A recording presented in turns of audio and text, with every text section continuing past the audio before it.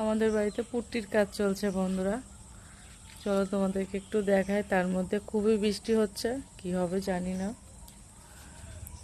এই দেখো, দেখেছো? আমাদের বাড়িটায় আমরা নতুন থাকতে উঠে গেছিলাম, বাড়ির কাজ করা হয়নি। এই যে ওই যে ঘরে পাথর বসানোর কাজ হচ্ছে, সেই জন্য বালি আনা হয়েছে। এই যে কেটে রেখেছে সিঁড়ির জন্য,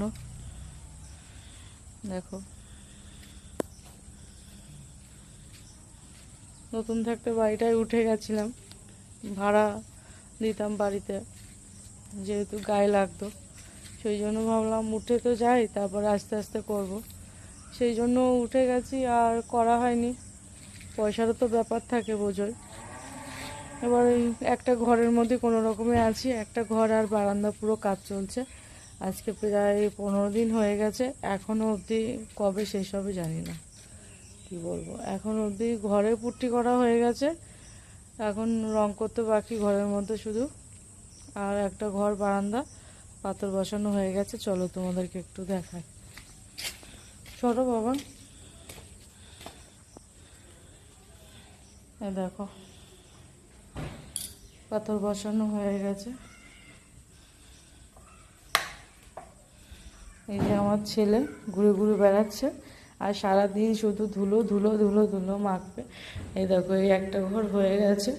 এই যে মিস্ত্রিদের সব জিনিসপত্র রেখে চলে গেছে। ওই যে এখন ওই যে পুট্টি গুলানো মেশিন গুলাবে। আর এখানে এই যে রঙের বালতি, তারপরে এই যে টাইলস মিস্ত্রিদের এই যে হাতুড়ি মাতুড়ি কী কী রাখা রয়েছে, দেখো। এই যে ঘর হয়ে গেছে এটা, এই যে দরজা খুলে রেখে দিয়েছে, দেখো, দেখেছো?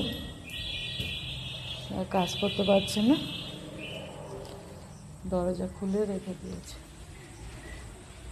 আর এই যে বারান্দা হয়ে গেছে, এই যে এখনো রং করতে বাকি। কি করবো, দেখো কি অবস্থা বাড়ির মধ্যে, কি অবস্থা দেখো।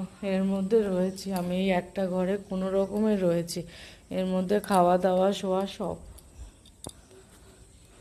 কি করব বলো,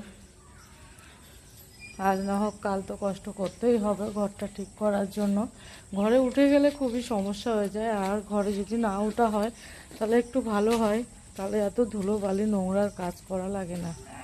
কি বলবো, যাই বন্ধুরা, ভালো থেকো, তোমাদের সাথে একটুখানি শেয়ার করলাম।